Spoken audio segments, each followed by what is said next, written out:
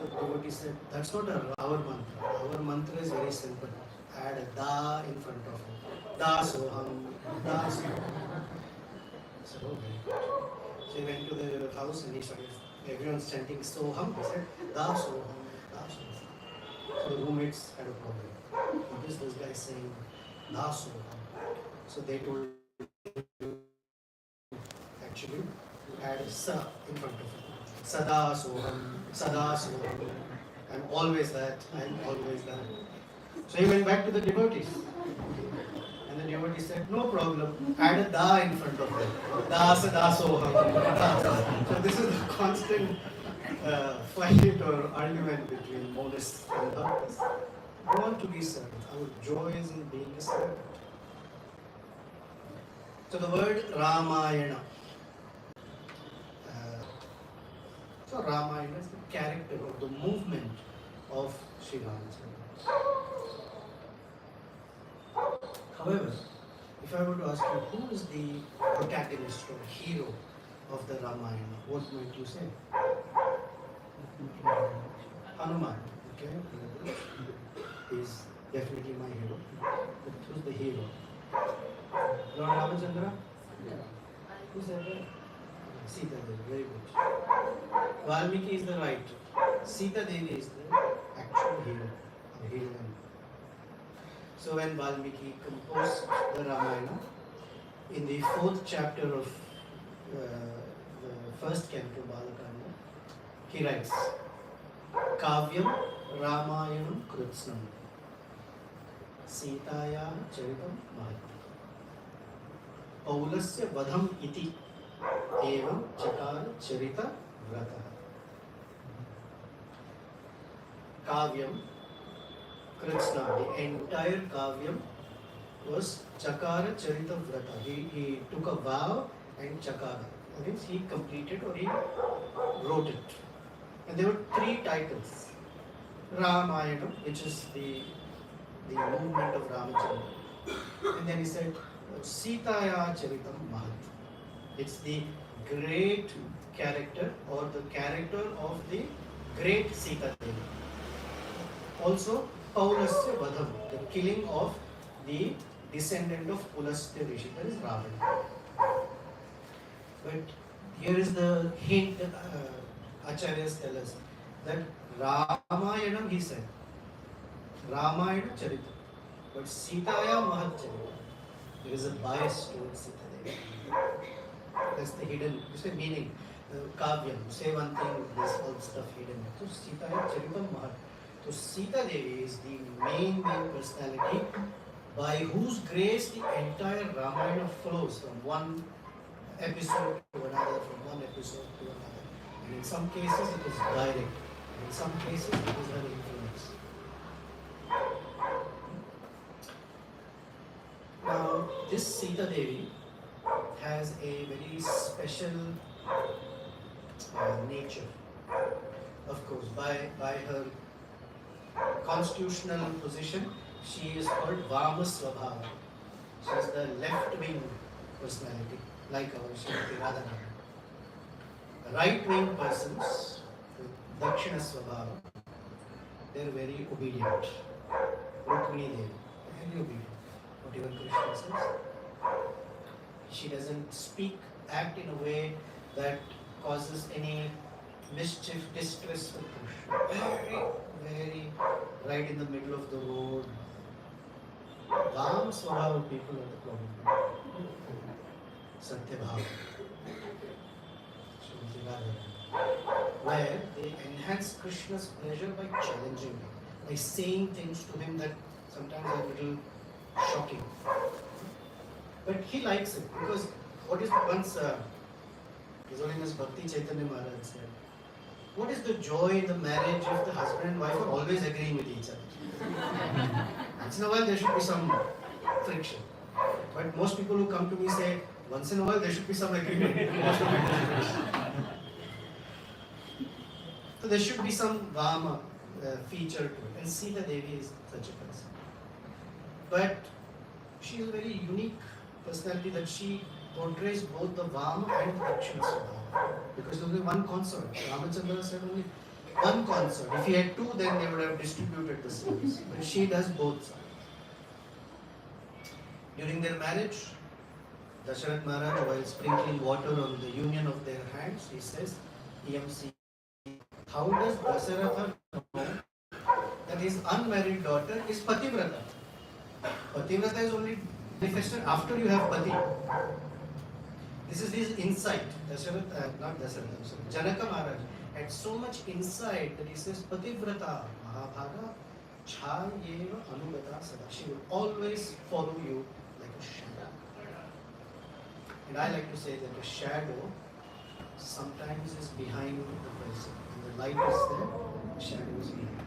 So when the sun is shining, the sun indicates dharma and knowledge.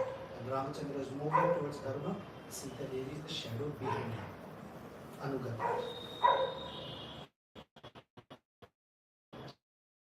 When Ramachandra is engaging certain activities, Sita stands to his side as a friend. Because the shadow sometimes is on our side. And in some dangerous situations, the shadow is in front of us. But it depends if the sun is behind. The shadow sometimes is in front of us. So Sita, when it comes to killing of Ravana, she says, I will be there in front of you. Agrataste kavishyami. I will go ahead of you. This is the argument she makes when Ramachandra says, I am going to the forest. She says, I will also come. He says, no, not you. I have been ordered by my father, not you. She said, no, I will come with you. This, I'm going to walk you through a little of that argument between the husband and wife. But usually this argument is on a different type. This argument is very different. But they still argue. So she says, Agrataste gavishyami mridnanti kushakantakan. I will walk ahead of you and crush all the sharp kusha and thorns along the path. So that when you walk, it is soft.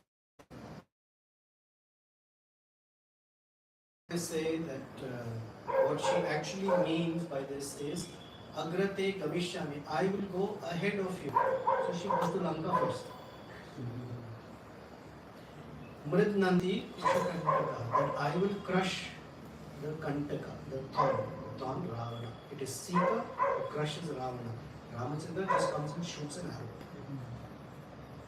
So he is considered the instrument, although he is the cause of all causes. His consort is the one who manifests this entire pastime. So Sita actually. That's the frame in which Ramayana operates. Now, philosophically, before we get to philosophical, there is at any given point in time, whenever you're reading Ramayana or studying it or hearing it, I would like you to consider that there are 4 simultaneously operating truths. At the very basic level, the Ramayana is a human story of families, human beings. There is a husband, he has 3 wives, actually more than 3 main wives. There are 4 sons. One of the wives has a problem with something. She has a problem with one of her stepsons. He has to leave the house. He has some difficulty. Blah, blah, blah. The wife is in some distress. It's very much like our human being. So it's at a very basic level, it's a human story. A little higher than that is dharma. We see dharma, or all the shlokas that we see in Bhagavad Gita, walking and talking in front of us through the life of Sri Ramachandra. So dharma, at any point, if you ever have a question, what is the dharmic way to solve some situation? Ramayana is our answer how to solve that. It is dharma. Above dharma is tattva.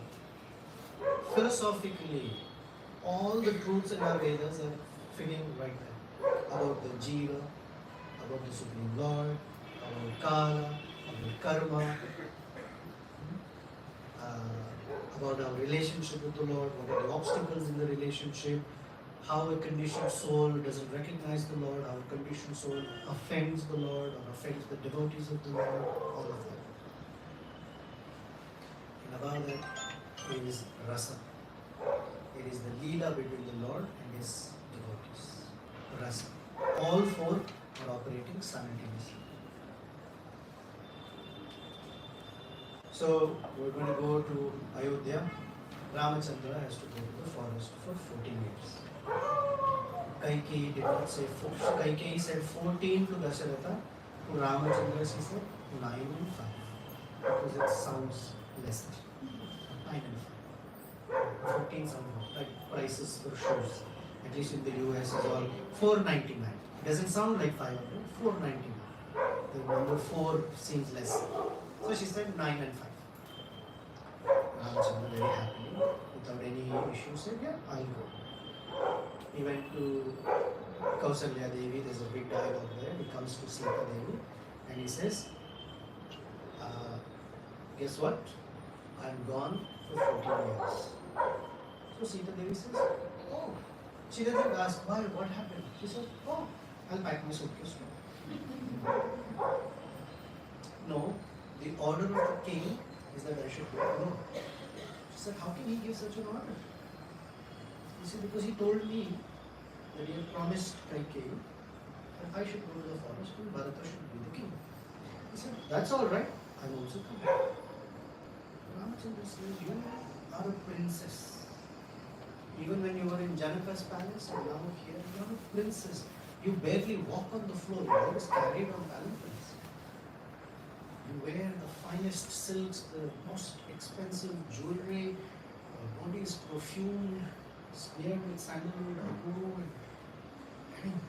Everything is silk and everything is studded with rubies and diamonds and gems and made with crystal. And forest, you have to lie down on the ground. There are dangerous animals there. The jackals will howl at night, the snakes will call on you. A whole range of things he scares away. She looks at him square in the eyes and says, where you are with me, that is Swarga. Without you, Swarga is nothing. I'm going to be with you. So he says, okay, scaring her is not working. So he tells her, actually I don't want you to come, I want you to stay here and take care of Kausalya. So she says, when you said you were going to the forest, sometimes people have this idea that Sita Devi is this, as we say in Hindi, Abala Nari, a very helpless lady. I promise you. She should be all of our advocate. She is very sharp. She's not at all frail and helpless. She is an attorney. So he said, what did Kausalya say when you said you go to the forest? He said, Kausalya Devi said she'll come with me. Then I told her, no, you have to stay here, be with your husband as dharma. That is your dharma. Then Ramachandra said, oh, that was a checkmate. But then he says, no, I don't want you to come. The forest is a very difficult place, full of austerities. It is so difficult for anybody. In fact, it's again a whole range of answers. So she says, oh, then he says, I have to take care of you. He says, what is the problem? Why you can't take care of you? He says, no, I don't. So she becomes angry. What do you do? I want to read you what she says in her anger. This is one of the most challenging things. If you ever think Sita could say this, she said this. But there is so much hidden in it. So 1 second.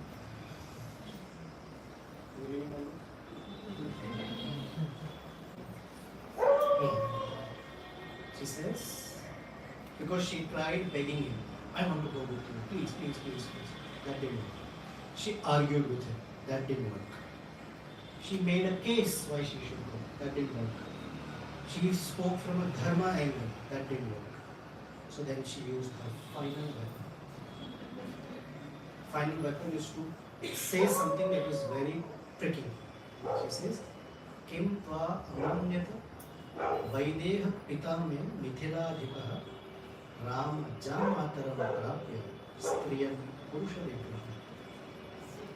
She says, Kim tva, what kind of a husband or a son-in-law are you?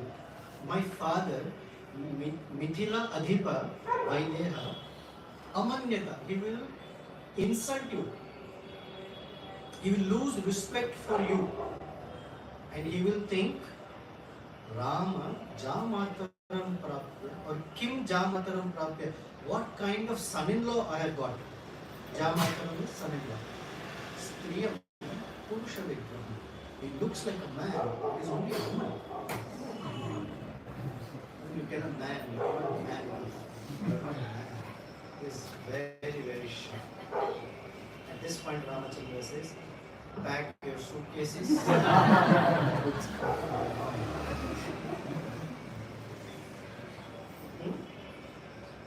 is the age? What is the age of Sita Ramachandra? Ramachandra is about 24 years old. And Sita is about 6 plus 12, about 18.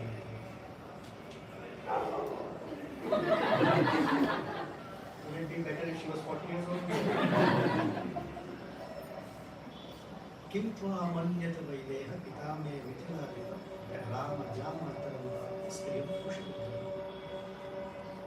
At this point, Ramachandra says, one may think, why did she say that? At the human level, it's the short term of a wife, his wife, I should say her, his wife. At the rasa level, we will all enjoy as soon as I say it. Ramachandra, after this exchange, has tears in his eyes, was because she spoke like that. Because he said, and this is an important aspect between husband and wife, between any relationship.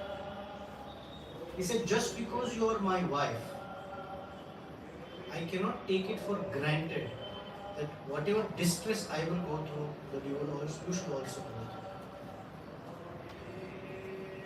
I wanted to see if you genuinely wanted to also go. Meaning I'm giving you full choice to not go. Because even once if you had said, oh, I would be okay with that.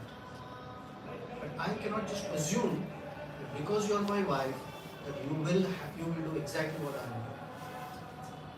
And this sentence by Sita Devi is for Ramachandra a statement of desperation that without you I will die.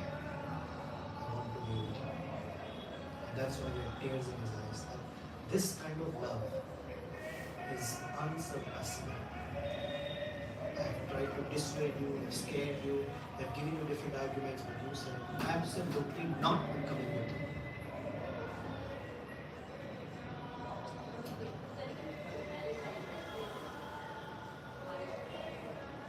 Marriage in 12 years later. This happened 12 years after. 12 years that good.